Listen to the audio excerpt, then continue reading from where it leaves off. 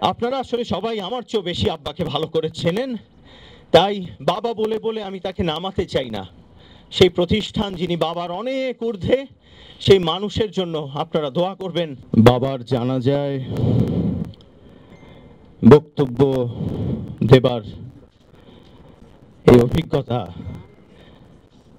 খুব অপ্রয়োজনীয় এবং তারপরও আমাকে দুটো বিষয় বলতেই হবে। একটি হলো, যদি কোনো লেনদেন থেকে থাকে, পাওনা থেকে থাকে আমার বাবার কাছ থেকে, আমি আছি, সে বিষয়ে আমি দেখব, আপনারা জানবেন। আর তাকে মাফ করে দেবার জন্য অনুরোধ করব, যদি কখনো কোনো জ্ঞাতসারে অথবা তিনি তার অজান্তে কাউকে কষ্ট দিয়ে থাকেন, তাকে মাফ করে দেবেন। আপনারা মাফ করেছেন? আলহামদুলিল্লাহ। আমি দুটো তথ্য একটু কারেক্ট করে দিতে চাই এবং একটু অ্যাডিশন, একটা যোগ করে দিতে চাই।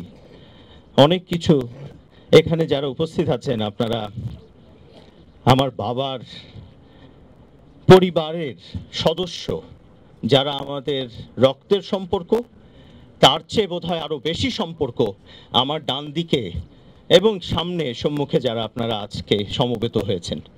এটি আমি বলার সময় আমার আওয়াজে আপনারা বুঝতে পারছেন যে আমি কথাটা কত মন থেকে বলছি। আব্দুল্লাহ আল নোমান মনে করতেন তার পরিবার জনগণ, আব্দুল্লাহ আল নোমান মনে করতেন তার পরিবার বিএনপির যতগুলো নেতাকর্মী আছে সারা বাংলাদেশে, শুধু চট্টগ্রামে নয়, সবাই যেন তার পরিবার।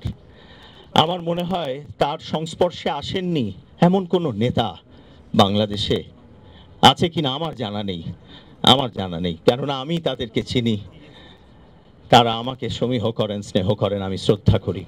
তো একটি তথ্য যেটি আমার বলতে খুব গর্ব লাগে, এবং এটি বিএনপির অর্জন, এটি ম্যাডামের অর্জন, দেশনেত্রী বেগম খালেদা জিয়া, যে দেশনেত্রী লালদিঘির ময়দানে আপনাদেরই আব্দুল্লাহ আল নোমান এই উপাধি দিয়েছিলেন আমাদের নেত্রীকে, বেগম খালেদা জিয়াকে দেশনেত্রী।